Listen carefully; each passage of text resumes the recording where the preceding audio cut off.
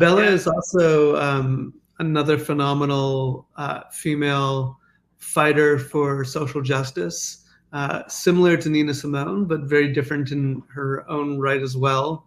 Some people may know her name because she was quite a well-known figure in American politics in the 1970s. Bella Abzug was a lawyer who was a big anti-war activist and involved in politics in New York City, and decided in 1970 that she was sick and tired of supporting men who said they were going to do certain things and then didn't, and often got into power and sort of sat back and didn't do the things that they were really committed to do or were elected to do, or were just incompetent. And she said, I'm going to run for office and do a better job than any of these guys. At the time, there was only roughly 12 women out of the 435 members of Congress, roughly like 3%. I mean, women were not a sizable or significant number in Congress, and one of our country's most esteemed lawmaking houses, where it's supposed to represent the people. And here, 3% of Congress was barely representing the 50% of women that really existed in the United States in the 70s. So Bella ran for Congress from the streets of Manhattan, from the West Village and Greenwich Village and Lower East Side, where this district that she lived in existed. And she was one of the first people to run a campaign from street corners, shaking people's hands as they got on the subway, handing them shopping bags that said, "Carry Bella Abzug to Congress," with buttons that said Abzuglootly, which was a play on her last name, Abzug, and really saying to people like, we're spending too much money on the Vietnam War and we should be spending more on New York. And there's all these injustices in the world, and I'm going to fight for you. And if you elect me to Congress, and we're going to get more rights for women and for gay people who made up a large part of her district, and for the working class, and for people of color. She really saw a very broad community group that was underrepresented in Congress and other places of power in the United States. And she said, I want to represent you.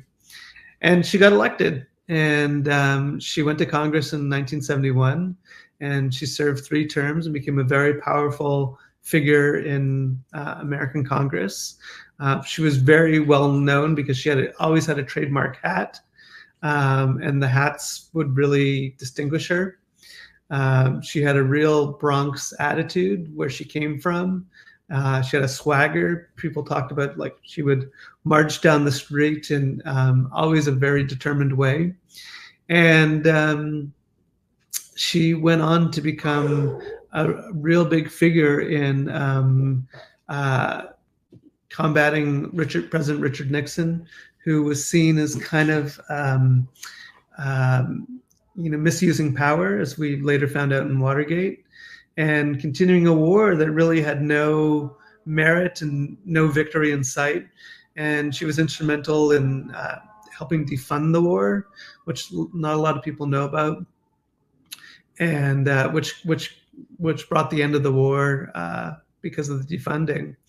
And also, she pushed forward a lot of civil rights legislation, including getting women to have credit cards in their own names. Up until 1974, with the passage of her legislation, women had to rely on their husbands or fathers to get credit cards in the United States. And they had to either co-sign or approve those applications and loans, et cetera. So there was a lot of injustice, gender injustice that she saw, and she wanted to fight. So she really trailblazed a path and showed that women could do the job of a congressperson equal or perhaps even better than the men who were doing it. Wow, wow, that's crazy, man. What you said about the credit cards, I didn't know that, and I'm sure most people probably don't. That wasn't that long ago. My brother No, was born in the '70s. Wow, that's crazy. Now I yeah, can ask you yeah. this: we about 30 minutes in, so are you working on anything right now? And for the viewers who want to check out your films, is it better to go to a website or go to like a streaming site to check them out? So, to answer your first question, I'm still touring with Bella, and I just came back from a couple cities that we showed the film in the summer, and we sold out our screening in Florida a couple days ago, which was really rewarding. Um, and we've got some dates lined up for the fall, and we're actually in the works to have a global streaming event for Bella on in October, and we really want anyone who hasn't seen the film yet to join us that day or that weekend to watch the film.